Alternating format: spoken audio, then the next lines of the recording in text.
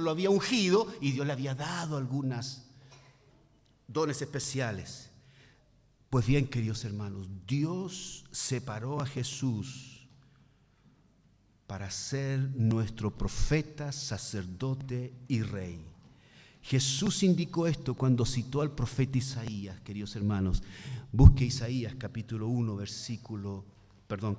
61, versículo 1 y 2, o su homólogo en el Nuevo Testamento, que es Lucas capítulo 4, 18 al 19.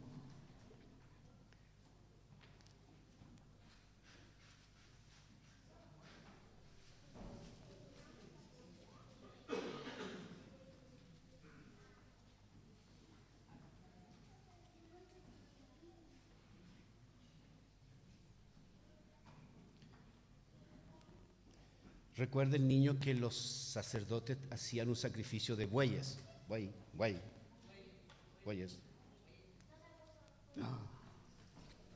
Ahí reclámenle al tío.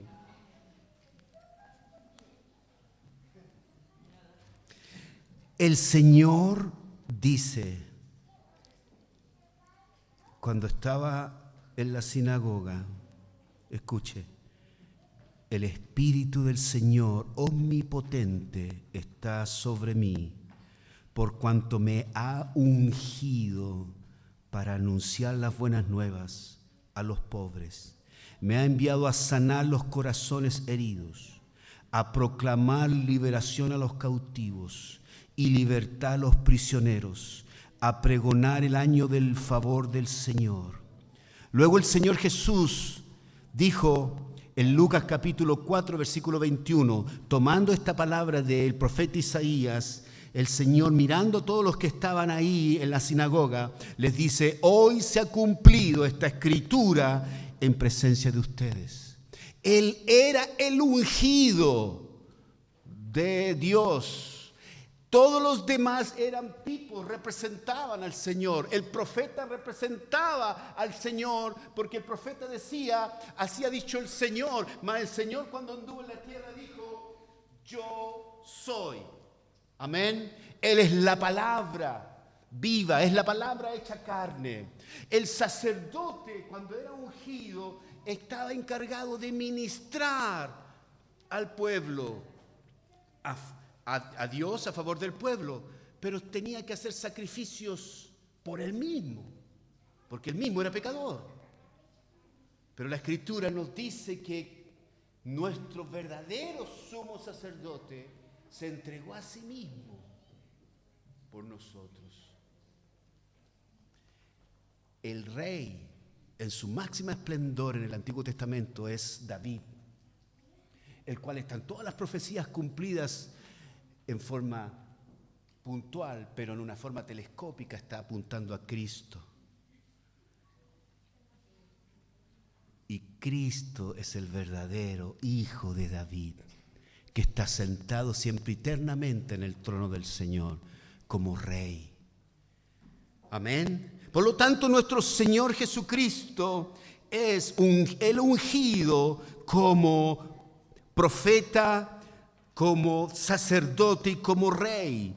Pedro declara que Jesús es el ungido de Dios. Por favor, busque Hechos capítulo 4, versículo 27.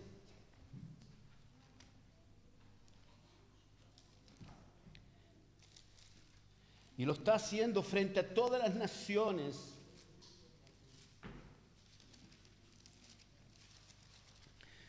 Hechos 4, 27 dice: porque verdaderamente se unieron en esta casa contra tu santo Hijo, a quien ungiste, Herodes y Poncio Pilato, con los gentiles y el pueblo de Israel. Pedro está diciendo que el Hijo de Dios es el ungido. Y lo repite después en 10:38.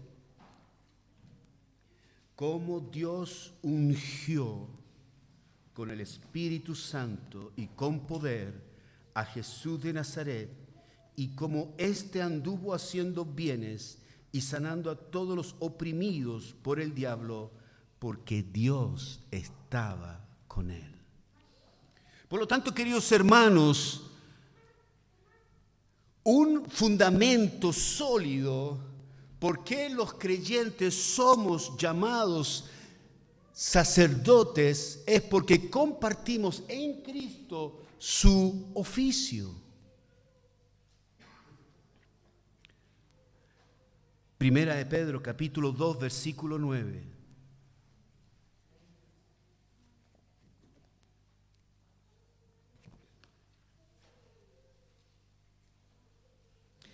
Mas vosotros sois, escuche por favor, linaje escogido, real sacerdocio, nación santa, pueblo adquirido por Dios, para que anunciéis las virtudes de aquel que os llamó de las tinieblas a su luz admirable.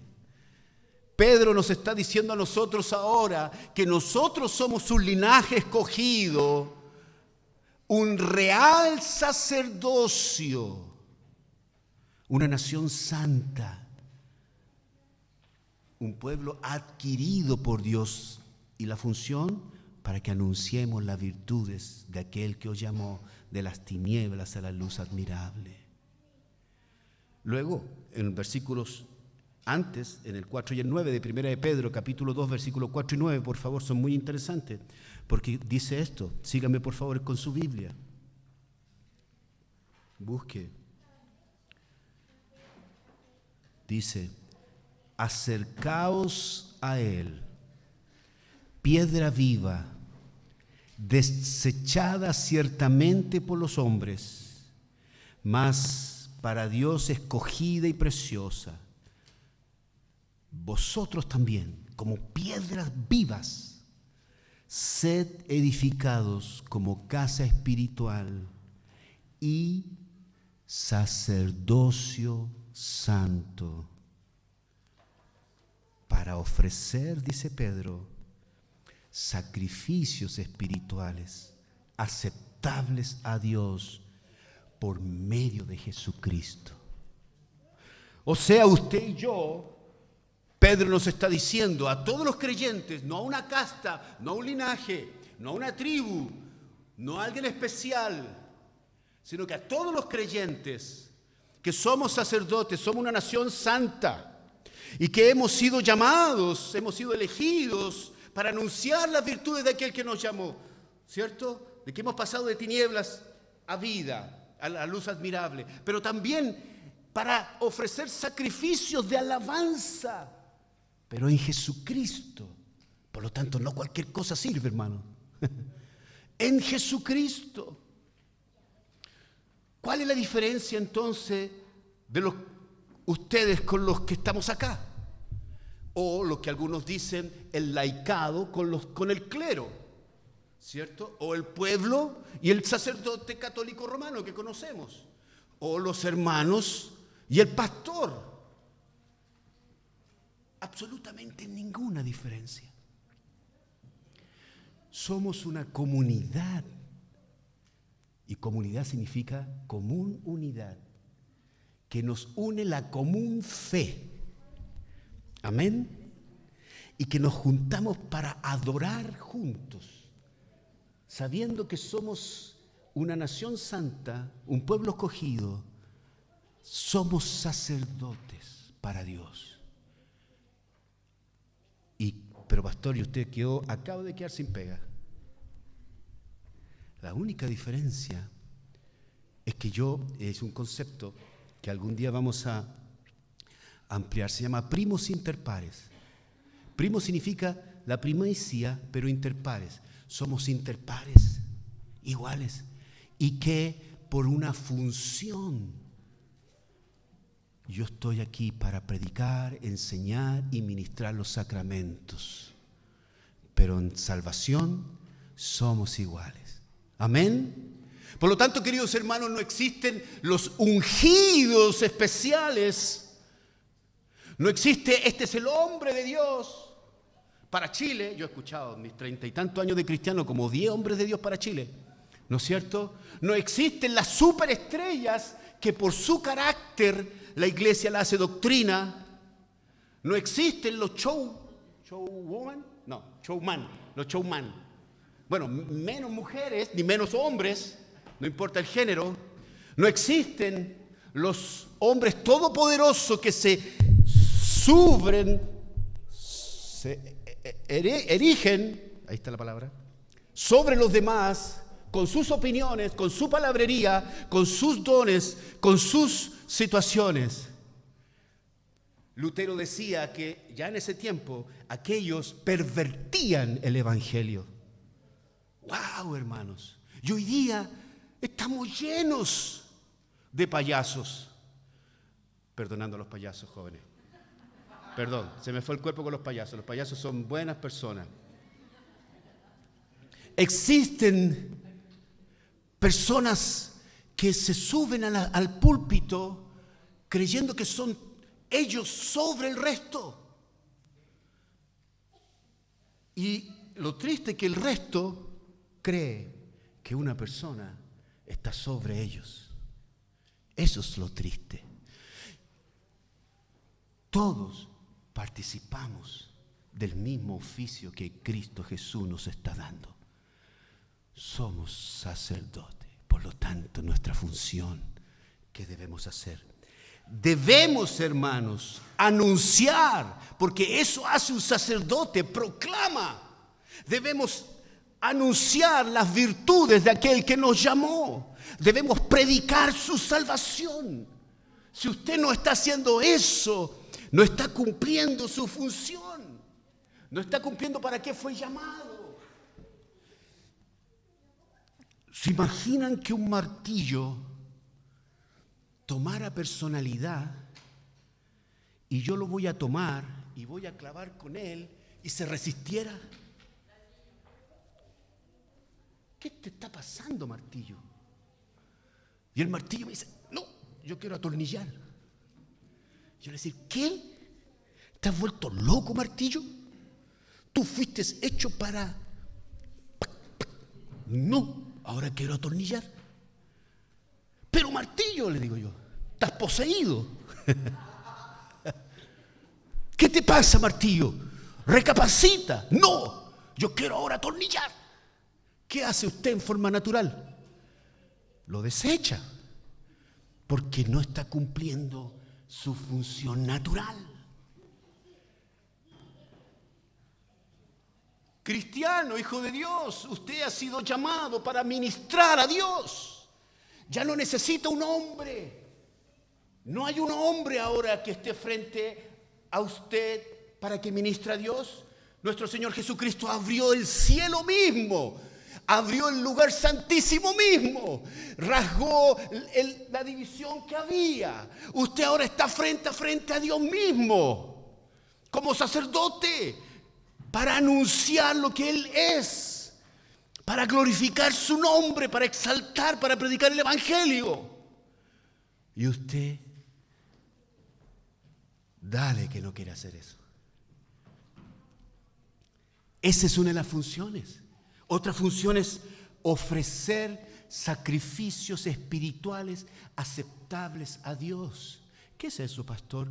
Adoración en espíritu y en verdad. Nos ofrecemos en adoración, porque eso hace un sacerdote. Ofrece a Dios adoración. Y usted y yo nos ofrecemos a Dios. Por lo tanto, en una vida santa, en una vida de adoración, donde ponemos la vista en las cosas de arriba, no en las cosas de abajo, donde todo lo que hacemos tiene un propósito de Dios, donde cuando nos juntamos aquí y hay una canción que no nos gustó y vamos a decir, pucha, que estuvo fome la reunión. Usted es la reunión, hermano. Usted es la adoración al Señor por lo que Cristo hizo en usted. Esa es la diferencia. Es que, pastor, usted no sabe cómo llegué, estoy emocionalmente mal. Ese es el versículo que les voy a decir. Porque no se trata de usted, se trata de que usted va a adorar al Señor, al verdadero Dios. Amén, queridos hermanos. escuché ningún amén. Amén. Busque Apocalipsis capítulo 1, versículo 5 y 6. Valentina.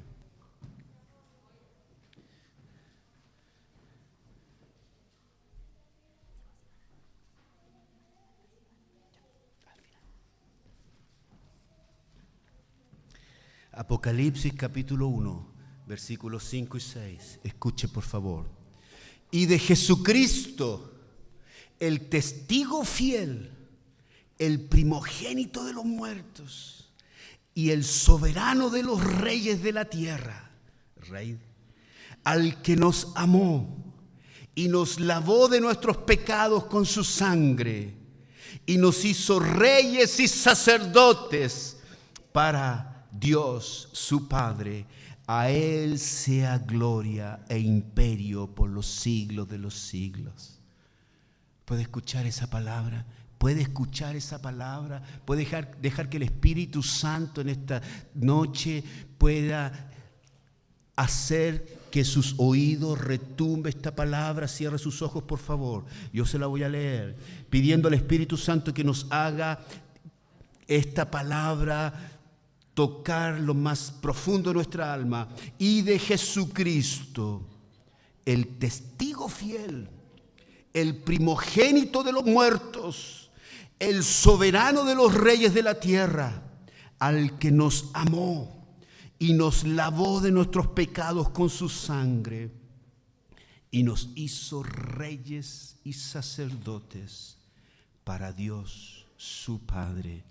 A Él sea gloria e imperio por los siglos de los siglos. Amén.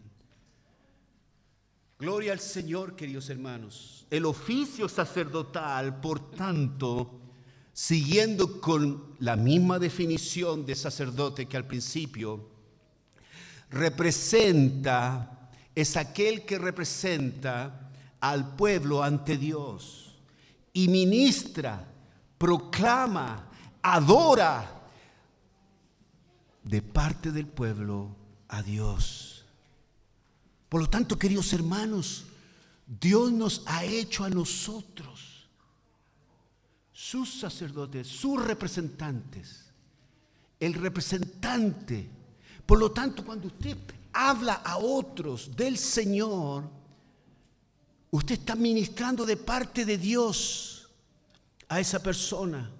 Y cuando usted le predica el evangelio a esa persona, usted le está diciendo al Señor: Él es tu hijo también, Señor. Y cuando oramos por nuestra familia, por nuestros amigos, por nuestros hijos, por nuestra novia, por nuestra esposa, por nuestro jefe, por todos los que queremos que el Señor alcance, estamos siendo ministros de Dios a ellos. Estamos poniéndonos delante de Dios por ellos. Pero si un cristiano no está haciendo eso, es un martillo que se está rehusando a hacer su función. Porque hemos sido llamados para eso, por Cristo. Pero pastor, ¿sabe qué? Yo no quería eso. Yo quería ser rey.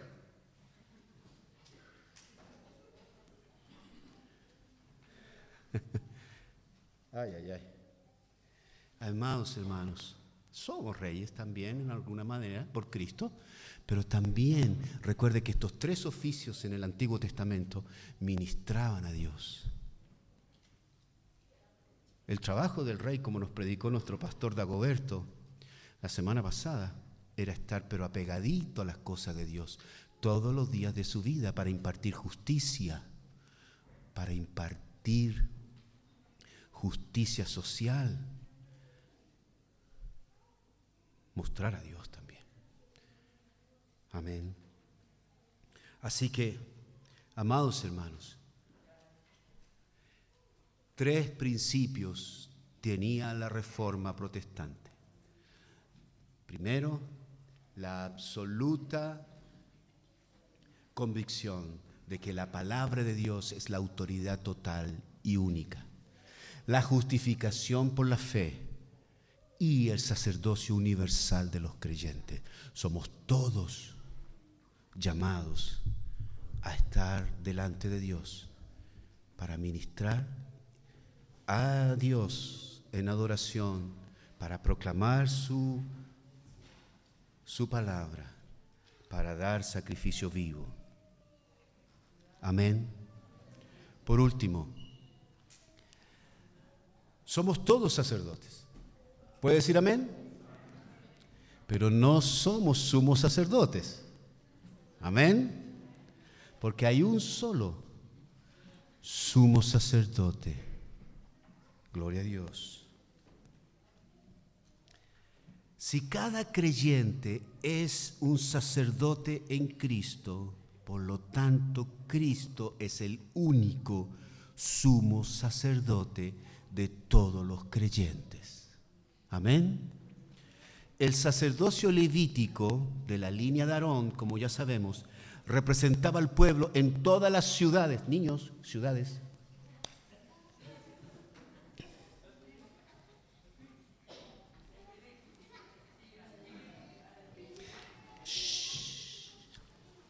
El sacerdocio levítico de la línea de Aarón representaba al pueblo ante Dios, pero ninguno de sus servicios podía expiar un solo pecado. Escuchen, queridos hermanos, ningún ser humano, nacido donde haya nacido, después de la caída, era capaz o fue capaz de hacer algo por sí mismo para perdonar su propio pecado o otro pecado, a no ser que fuera en el Antiguo Testamento por un tipo de Cristo y en el Nuevo Testamento solo la obra de Cristo en la cruz del Calvario. Hebreos capítulo 10, versículo 1 y 3.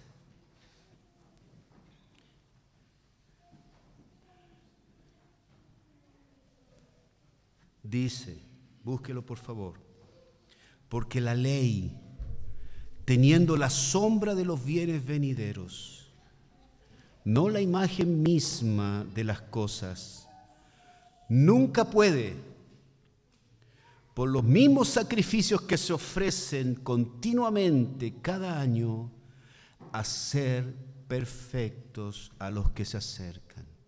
Nunca, nunca, nunca. De otra manera, queridos hermanos, dice la Escritura, obviamente cesarían de ofrecerse. Si esos sacrificios que el sacerdote antes hacía perdonaban pecados realmente, habrían cesado. Pero no, pues los que tributan este culto, limpios una vez, dice la Escritura, no tendrían ya más conciencia de pecado. Pero en estos sacrificios, cada año se hace memoria de los pecados.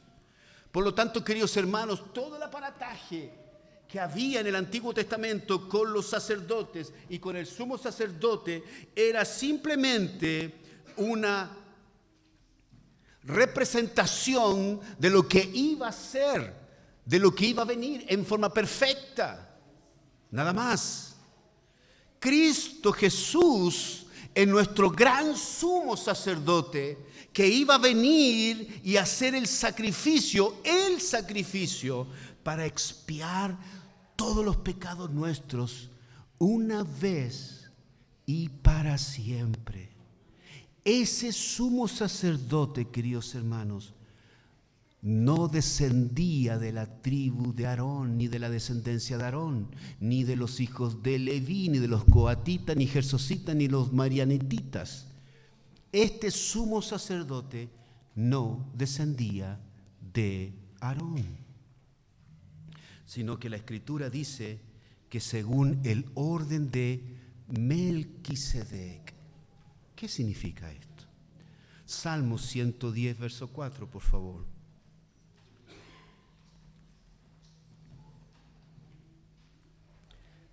El Señor está diciendo, juró Jehová y no se arrepentirá. Tú eres sacerdote para siempre, según el orden de Melquisedec. ¡Wow! Busque Hebreos. Vamos a desarrollar esto y luego vamos a adorar a nuestro Señor. Hebreos capítulo 7. Versículo 1 al 3, dice, porque este Melquisedec, ya sabemos que en los salmos Dios le está hablando, es un salmo profético para el Señor, es un salmo mesiánico y que está diciendo que el Señor juró y no se arrepentirá, que tú eres sacerdote para siempre según el orden de Melquisedec. Está hablando de Cristo Jesús. Y el escritor de Hebreos, capítulo 7, va a desarrollar eso diciendo, porque este Melquisedec, rey de Salem, sacerdote del Dios Altísimo, que salió a recibir a Abraham, que volvía de la derrota de los reyes, y le bendijo, a quien asimismo dio a Abraham los diezmos de todo, cuyo nombre significa primeramente Rey de Justicia, y también Rey de Salem, esto es Rey de Paz, sin padre, sin madre, sin genealogía, que ni tiene principio de días, ni fin de vida. Subraye esto que dice la Escritura, sino hecho semejante al Hijo de Dios. ¿Quién es el Hijo de Dios? Jesucristo. Permanece sacerdote para siempre. Amén. Versículo 13. Y aquel de quien se dice esto, o sea, de Jesucristo, es de otra tribu, de la cual nadie sirvió al altar. Porque manifiesto es que nuestro Señor vino de la tribu de Judá, de la cual nada habló Moisés tocante al sacerdocio. Y esto es aún más manifiesto si a semejanza de Melquisedec se levanta un sacerdote distinto. Verso 16. No constituido conforme a la ley del mandamiento acerca de la descendencia, sino según el poder de una vida indestructible. Gloria al Señor. Amén. Verso 22. Por tanto, Jesús se ha hecho fiador de un mejor pacto. Y los otros sacerdotes llegaron a ser muchos, debido a que por la muerte no podían continuar. Mas ¿quién es este? Mas Jesucristo nuestro Señor, por cuanto permanece para siempre, escuche, tiene un sacerdocio inmutable. ¿Y qué hace un sacerdote? Un sumo sacerdote se pone delante de Dios a favor del pueblo para ministrar adoración a Dios, para proclamar el año agradable, para hablar del evangelio de su salvación, para decir, este pueblo ha sido rescatado por mi sacrificio, Dios. Por eso el versículo 25 dice esto, amado hermano. Por lo cual, por lo tanto, en resumen, puede también salvar perpetuamente a los que por Él se acercan a Dios, viviendo siempre para interceder por ellos. Por eso es nuestro sumo sacerdote, porque está cumpliendo su ministerio a cabalidad. Él está intercediendo por nosotros. Él es el perfecto sacrificio. Él se ofreció a Dios por nosotros. Verso 26. Porque tal sumo sacerdote nos convenía. Escuche por favor. Santo, inocente, sin mancha, apartado de los pecados y hecho más sublime que los cielos, que no tiene necesidad cada día, como aquellos sumos sacerdotes, de ofrecer primero sacrificio por sus pecados y luego por los del pueblo, porque esto lo hizo una vez y para siempre, ofreciéndose a sí mismo, porque la ley constituye sumos sacerdotes a débiles hombres. Pero la palabra del juramento posterior a la ley, al Hijo, hecho perfecto para siempre. Amén. Gloria al Señor, queridos hermanos. Nuestro sumo sacerdote, del cual nosotros recibimos el oficio de ser sacerdotes, es el único que lo hizo perfecto y una vez para siempre. Se ofreció a sí mismo en rescate por todos nosotros. Él es santo, sublime, sin mancha y no está sujeto a una ley humana como los descendientes de Leví por los hijos coatitas y los hijos de Aarón, sino que está sujeto a la promesa perfecta de Dios que lo hizo sacerdote para siempre, según una orden que ningún ser humano puede participar. La orden de Melquisedec, que es Él mismo. Nuestro Señor, por Él y para Él estamos aquí. Usted y yo no somos absolutamente nada sin Él. Nuestra salvación no depende de lo que usted haga o no haga. Su santificación no depende de lo que usted haga o no haga. Siempre el Espíritu del Señor en santificación lo va a motivar, por supuesto, porque Él pone el querer como el hacer. Pero usted y yo somos el fruto de lo que Cristo hizo en la cruz del Calvario.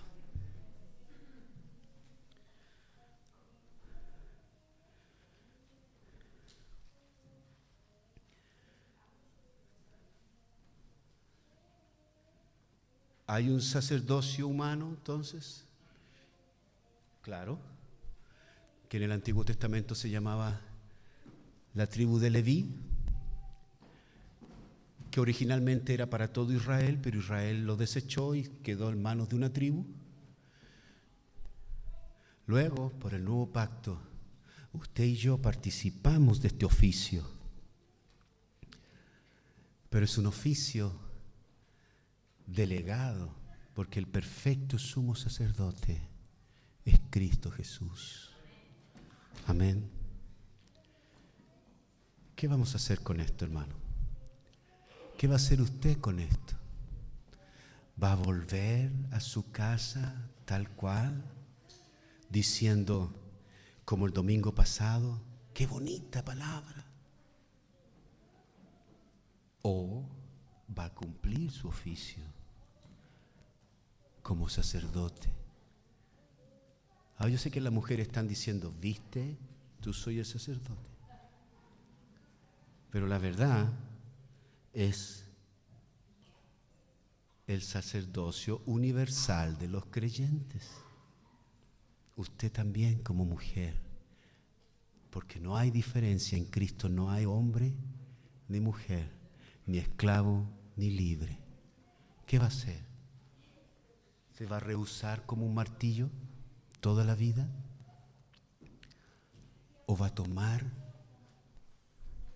lo que Dios le ha dado, la posición que Dios le ha dado, para ministrar a otros su evangelio, para mostrar las virtudes de aquel que nos llamó de las tinieblas a su luz admirable, para ofrecer sacrificios espirituales por medio de Jesucristo? Amén, hermanos. Cristo se ofreció a Dios por el pago, queridos hermanos, de nuestro pecado. Nos rescató, nos redimió, nos justificó, nos reconcilió, nos santificó y está intercediendo por nosotros por la eternidad, queridos hermanos. Vamos a llegar al cielo por la obra de Cristo Jesús. Y cuando estemos arriba en el cielo, vamos a ver a Cristo, porque por Cristo y en Cristo y solo por Cristo vamos a estar frente a Dios. Nunca, jamás usted y yo vamos a merecer nada de nada si no es por la obra que hizo nuestro Señor Jesucristo, queridos hermanos. Por eso aquí en la reunión de comunidad de gracia, de una iglesia cristiana, somos la unión de nuestra común fe que nos hemos juntado para adorar juntos como hermanos. Amén. Y que la función mía es un oficio para predicar, enseñar y ministrar junto con los presbíteros y los diáconos, pero somos iguales frente a Dios. Usted tiene la misma responsabilidad que yo, porque Cristo nos puso en una posición gloriosa. Póngase de pie, por favor.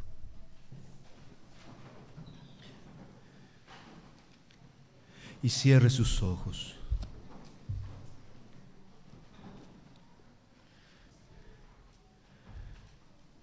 Cierre sus ojos, por favor. Yo voy a pedir que estemos tranquilitos.